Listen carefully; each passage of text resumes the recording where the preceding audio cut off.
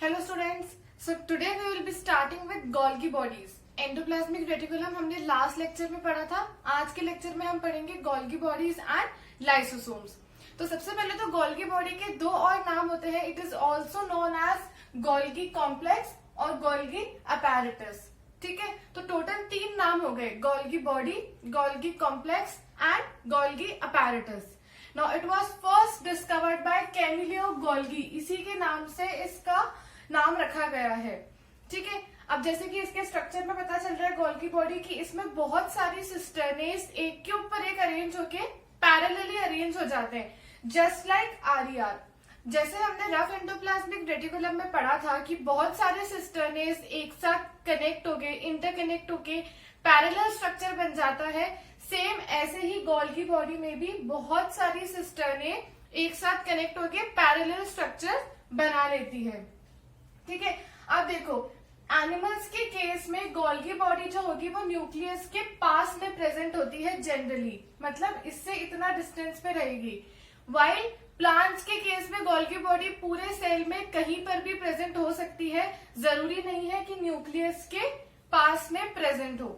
अब now in case of plants Golgi body is known as dictyosomes. ठीक है, तो कभी अगर प्लांट्स के केस में पूछा जाए कि what is the name of Golgi bodies in case of plants, तो it is known as dictyosomes. And last इसका जनरल कैरेक्टर है कि इसमें से वेसाइकल्स निकलते हैं। वेसाइकल्स हमने पढ़े थे आरईआर में, क्या होते हैं, सर्कुलर स्ट्रक्चर्स होते हैं जो कि इसमें से निकलते हैं। देखो जैसे कि डायग्राम में दिख रहा है कि इस गोल्गी बॉडी से यहाँ से देखो ये सर्कुलर स्ट्रक्चर्स निकल रहे हैं। It means vesicles are budding from it. ठीक है, तो ये तो हो गया जनरल कैरेक्टर्स। इसको पहले लिख लेंगे, फिर हम पढ़ेंगे functions of Golgi body.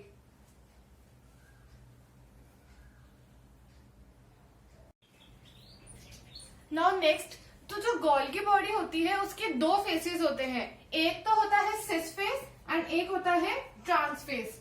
Cis face को हम बोलते हैं फॉर्मिंग फेस। ठीक है, it is also known as forming face और ये न्यूक्लियस की तरफ फेसिंग होता है। अब देखो न्यूक्लियस यहाँ पे प्रेजेंट है और इसका सिस फेस यहाँ पे है, तो it is facing towards nucleus. और इसका स्ट्रक्चर कैसा होता है, it has many cisternae in bundled form, मतलब बहुत सारे बंडल्स के फॉर्म में एक के ऊपर एक अरेंज्ड होते हैं। उस फॉर्म में सिस्टर्नेस प्रेजेंट होंगे, किसमें, सिस फेस में, which is facing towards nucleus. जो दूसरा फेस होता है trans face, it is also known as maturing face. ठीक है, इसको मैच्योरिंग फेस भी बोलते हैं and it is facing towards plasma membrane. अब देखो ट्रांस फेस यहाँ पे है एंड प्लाज्मा मेम्ब्रेन यहाँ पे है और सेल मेम्ब्रेन, तो देखो it is facing towards the plasma membrane. अब इसमें कैसा स्ट्रक्चर होता है, it has vesicles which are budding from it. देखो यहाँ से ये कॉन्स्ट्रिक्ट होके यहाँ से निकल के ये सर्कुलर फॉर्म में स्ट्रक्चर निकलेगा which is known as vesicles. तो सिस फेज में तो थी बहुत सारी सिस्टर्नेस एंड ट्रांस फेज में होती है कि इसमें से वेसाइकल्स बन के निकलते हैं। तो ये 2 फेसेस में एग्जिस्ट करता है Golgi body. Next we will study about the functions of Golgi body.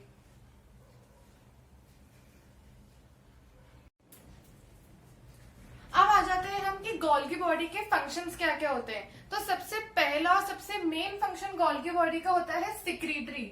Secretory से मतलब है कि ये पैकेज करके चीजों को अपने अंदर से डिस्पोज ऑफ करता है, बाहर निकालता है। क्या होता है कि देखो न्यूक्लियस के पास में एंडोप्लाज्मिक रेटिकुलम होता है, दोनों प्रेजेंट होते हैं आरईआर एंड एसईआर। अभी हम यहाँ पे आरईआर के एग्जांपल से समझेंगे। तो क्या होता है, आरईआर में हमने पढ़ा था कि बाहर से प्रोटीन्स बन के अंदर ल्यूमेन में जाते हैं।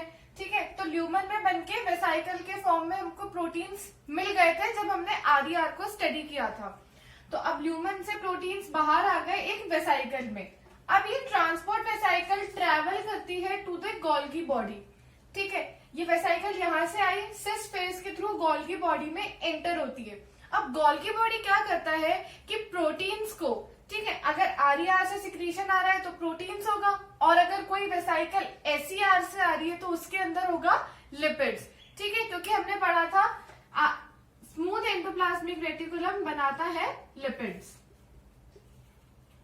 ठीक है, तो अगर ये वाली जा रही है SER वाली तो इसमें होगा लिपिड, और अगर RER वाली जा रही है तो उसमें होगा प्रोटीन्स। तो गोल्गी बॉडी क्या करती है कि जो वेसाइकल गई है उसके अंदर जो भी मटेरियल है उसको मॉडिफाई करती है और पैकेज करती है उस फॉर्म में जिस फॉर्म में हमारी बॉडी उसको यूटिलाइज कर सके। ठीक है, तो गोल्गी बॉडी के अंदर क्या हो गया, मटेरियल्स का मॉडिफिकेशन एंड पैकेजिंग। ये होने के बाद जो वेसाइकल है वो ट्रांसफेज के थ्रू बाहर निकलता है in the form of small vesicles. इसीलिए एंट्रेंस में हमारे पास सिस्टर्ने है और एंड में हमको चाहिए वेसाइकल की फॉर्म में, तो ट्रांसफेज में मिलती है हमें वेसाइकल्स जिसमें कि modified and packaged material ready होता है। एंड देन फिर ये वेसाइकल जहां नीड है वहां पर जाके पहुंच जाएंगी। तो मेन फंक्शन हो गया इसका सिक्रीटरी, जिसमें हमने ये सब पढ़ा कि कैसे एंडोप्लाज्मिक रेटिकुलम के मटेरियल्स मॉडिफाई होते हैं। नेक्स्ट फंक्शन आ जाता है कि ग्लाइकोप्रोटीन्स और ग्लाइकोलिपिड्स जैसे कॉम्प्लेक्स सब्सटेंसेस भी बनते हैं गोल्गी बॉडी के अंदर। अभी हमने पढ़ा कि RER से प्रोटीन्स जा रहे हैं एंड SER से लिपिड्स जा रहे हैं और अंदर जाके मॉडिफाई हो रहे हैं। तो glycoproteins and glycolipids are modification of proteins and lipids respectively.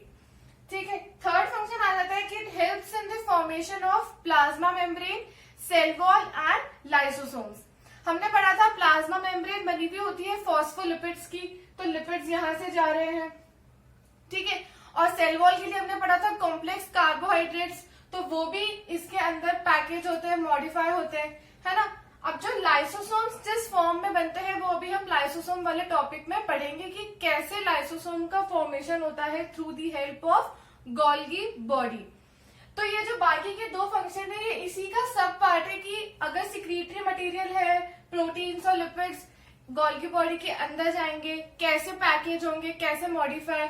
तो बाकी के दो फंक्शंस में ये है कि जो मटेरियल गोल्गी बॉडी के अंदर पैकेज और मॉडिफाई हो रहा है वो कहाँ पर यूज आता है।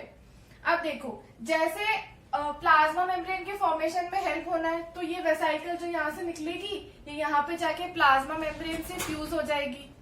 अगर सेल वॉल का फॉर्मेशन हो रहा है तो इस वेसाइकल में वो मटेरियल्स है जो सेल वॉल के बनाने के लिए जरूरी है, तो ये यहाँ पे जाके मेम्ब्रेन से फ्यूज हो जाएंगे और फिर इसके अंदर का मटेरियल सेल मेम्ब्रेन से बाहर निकल जाएगा और वहां चला जाएगा जहां उसकी नीड है। तो ये था अभी हमारा टॉपिक गोल्गी बॉडी और उसके फंक्शन। अब next will start with lysosomes.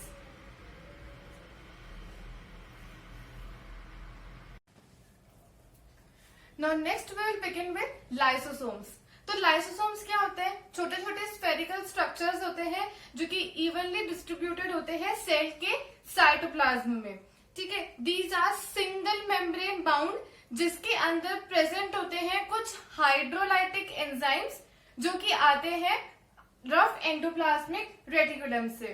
ठीक है, अब ये जो हाइड्रोलाइटिक एंजाइम्स होते हैं इनका काम होता है किसी भी मटेरियल को, किसी भी सब्सटेंस को ब्रेक डाउन करना in the presence of water, मतलब breaking bonds in the presence of water.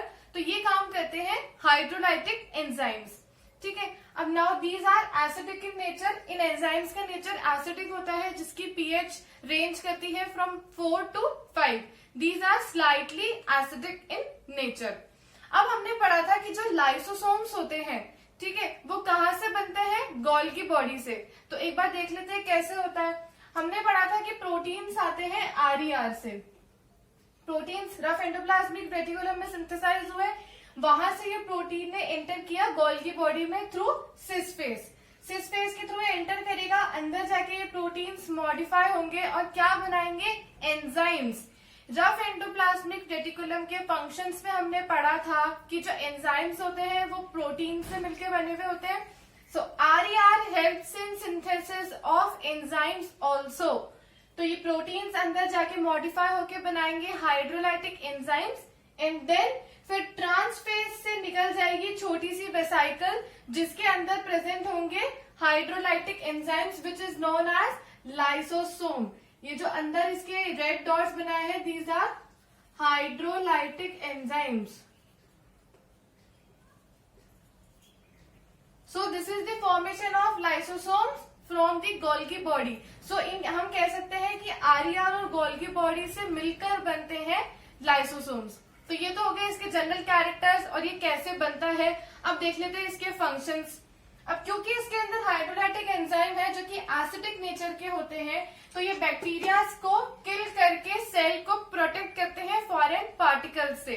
ठीक है, बाहर से कोई भी मटेरियल अगर अंदर आ जाता है जो कि सेल के काम का नहीं है, तो ये जो होंगे एंजाइम्स ये उन बैक्टीरियाज को, उन फॉरेन पार्टिकल्स को खत्म कर देंगे ताकि उस सेल को प्रोटेक्टेड रहे। अब ये हेल्प करते हैं इंट्रासेल्यूलर डाइजेशन में। जैसे कि हमने पढ़ा था फैगोसाइटोसिस का प्रोसेस, उसमें क्या हो रहा था कि जो सेल था वो एक बड़े पार्टिकल को अपने अंदर ले रहा था, ठीक है, which was also known as cell eating. तो वो बड़ा पार्टिकल सेल के अंदर आ रहा था और फिर लाइसोसोम के साथ फ्यूज होके उसमें डाइजेशन हो रहा था। तो क्योंकि इसमें ये हाइड्रोलाइटिक एंजाइम्स है इसलिए ये हेल्प करेंगे डाइजेशन में भी, और that's why lysosomes in this case are known as digestive bags. ठीक है, तो ये हो गया इसका दूसरा नाम। थर्ड फंक्शन इसका होता है कि अगर कोई सेल में कोई भी ऑर्गेनेली खराब हो जाती है तो ये उस ऑर्गेनेली को डाइजेस्ट कर लेता है, या सिंपल लैंग्वेज में कहे तो लाइसोसोम उस ऑर्गेनेली को खा जाता है। तो इस केस में lysosomes are known as scavengers. तो ये हो गया इसका तीसरा नाम। Lysosome in this case is known as scavengers. Last function इसका आ जाता है कि कई बार क्या होता है, कुछ एक्टिविटीज की वजह से जो पूरा सेल होता है वो डिस्ट्रॉय हो जाता है, वो खराब हो जाता है। अब अगर एक सेल खराब हो जाएगा तो वो आसपास के सारे सेल्स को डिस्ट्रॉय कर देगा। तो क्या होता है, जब कोई भी सेल खराब हो जाता है तो वो जो लाइसोसोम होता है वो बर्स्ट हो जाता है। अब ये लाइसोसोम अगर बर्स्ट हो जाएगा तो ये हाइड्रोलाइटिक एंजाइम्स बाहर आ जाएंगे सेल के साइटोप्लाज्म में, एंड ये एंजाइम्स फिर उस पूरे सेल के मटेरियल को खत्म कर देते हैं, डाइजेस्ट कर देते हैं, जिसकी वजह से क्या होता है, वो दूसरे सेल्स को नुकसान ना पहुंचा पाए। तो इन दिस केस जब बर्स्ट होके वो एंजाइम्स को रिलीज कर रहा है, इस केस में lysosomes are known as suicidal bags. Suicidal bags क्यों कह रहे हैं, क्योंकि ये खुद खत्म हो रहा है, एक तरीके से वो खुद सुसाइड कर रहा है ताकि उसके अंदर का मटेरियल निकल के सेल को डाइजेस्ट करे और दूसरे सेल को खराब होने से बचाए। तो lysosomes are also known as digestive bags, scavengers and suicidal bags. ये तीनों क्वेश्चंस वन वर्ड में पूछे जाते हैं। ठीक है, तो ये हो गया हमारा आज का topic, Golgi bodies and lysosomes. Thank you for listening.